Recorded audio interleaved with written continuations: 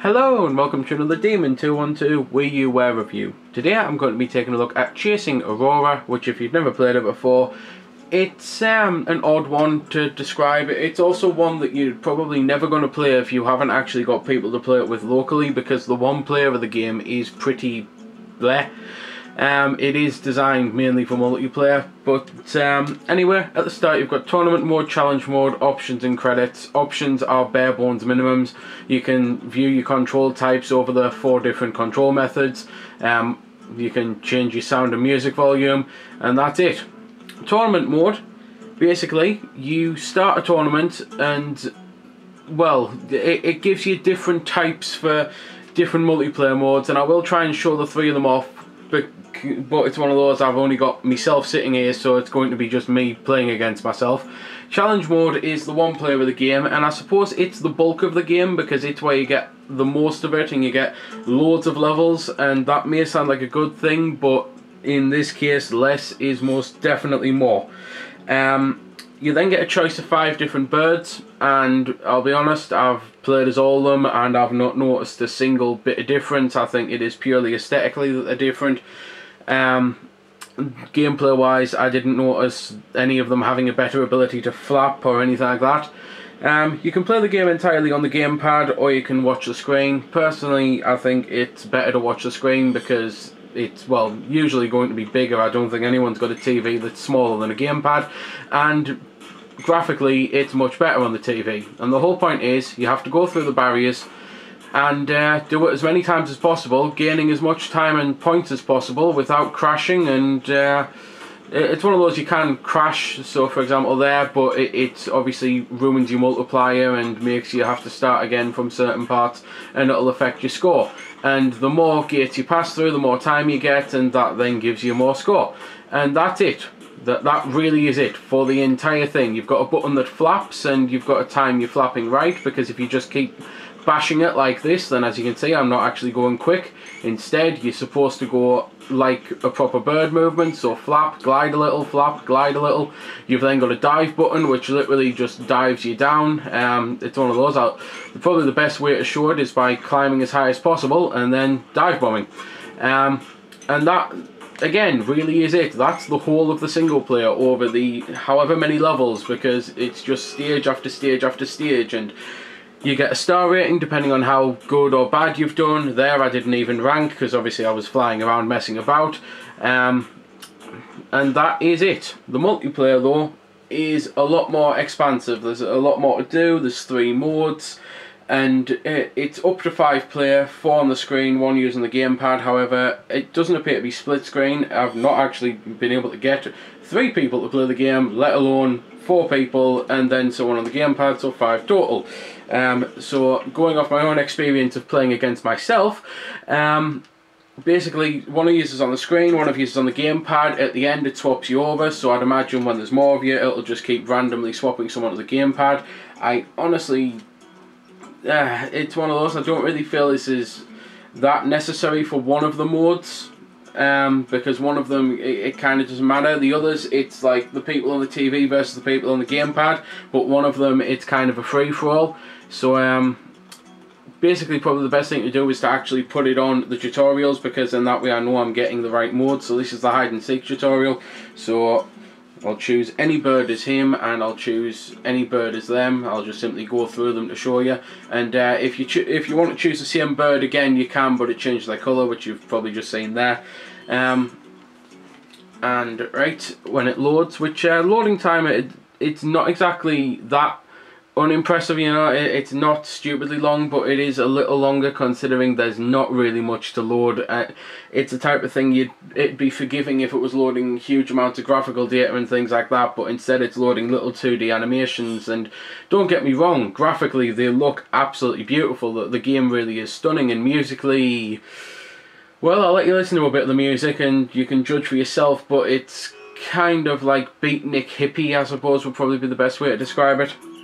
But anyway, on the gamepad, I am this bird that's about to come into view on the TV, and I've got this golden ball, and basically the longer I hold on to it, the more points I get, and if I fly too close, or if the other person gets too close to me, then they'll be able to capture it with this bar, and once they do that, they win, but they only get a certain amount of points for doing that. So the person who starts with the ball always has a better chance of getting more points. And then you go through several rounds and do that again. And it's just one of those things. It's a decent little mode. It's probably the most fun mode to play with people because it's very similar to the Nintendo Land games, like where you're playing Luigi's Mansion, where one of you is a ghost trying to catch them, or Mario Chasing that.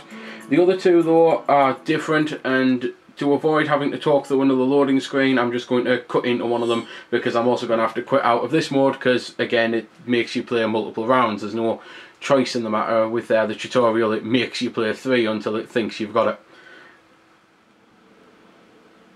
So this one is basically tag.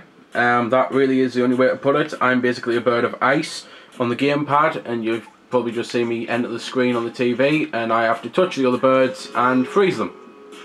And basically it's a case of person on the gamepad has to catch everyone else. The other people have to avoid for the timer. It's again one of the better modes because it's reminiscent of the Nintendo Land games, but honestly, if you've got Nintendo Land, there's not really much point in buying this game. It's one of those, it's not a bad game, but it's basic, and considering it was a launch game, launching with another game that's got very similar multiplayer abilities, the only unique point of this really is the one player mode, which is blare at best because it's too much of such a simple thing.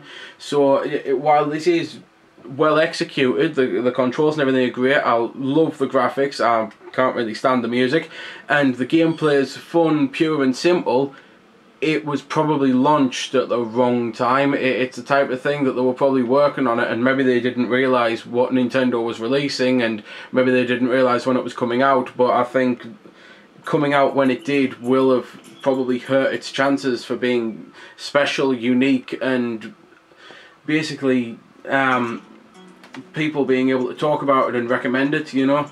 But anyway, this is Chase, which while it doesn't really matter what different birds you play as, I might as well choose the only 2 colours that I've not yet played as on the screen, and I'll just cut into Chase.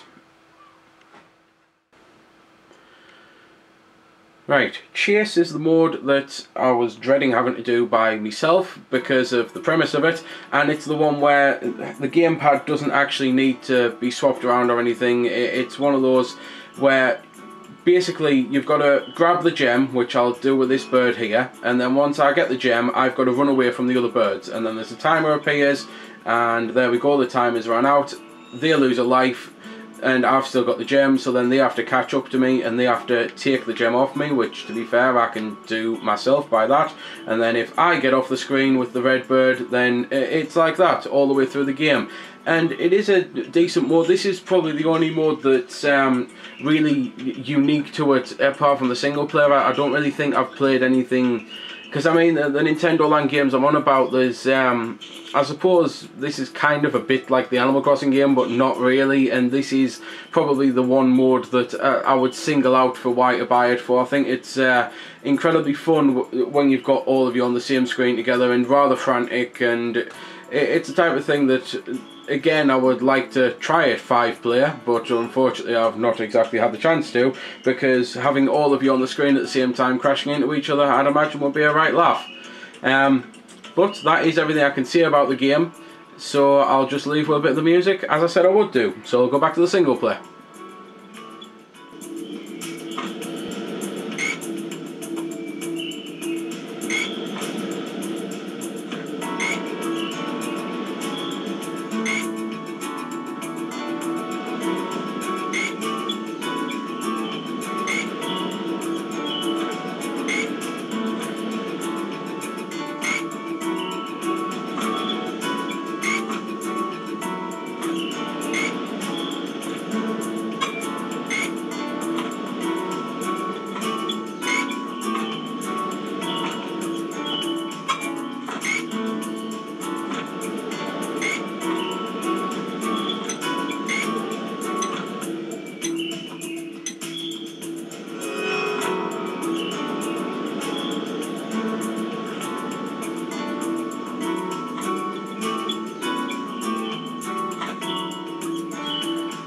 Well, that was a little bit of the music, and I suppose the only thing I can mention that I haven't, there's elements that you might have noticed, and by elements I really do mean elements. There's wind, there's rain, there's lightning, there's fire, and they do add a bit more depth to it, not just graphically, but for example, if lightning strikes you while you're carrying the gem, it'll screw you up pretty badly, and the wind will blow you off course, and the rain seems to slow you down a bit. And to be fair, I've not really noticed what the fire does. It seems to set the gem alight, but I've not actually worked out why it sets the gem alight.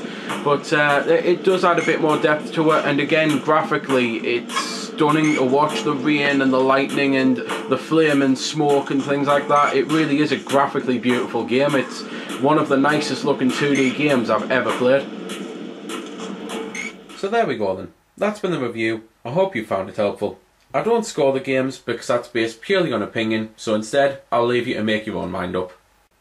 So thanks for watching, and if you've got any questions about the game that I didn't answer in the vid or that hasn't been answered in the comments, then feel free to ask and I'll help if I can. Also, if you did find it helpful, don't forget to check out my channel because there's plenty more like this up there, and don't forget to subscribe because there'll be plenty more to come as well. So until next time, this has been Demon212, signing off.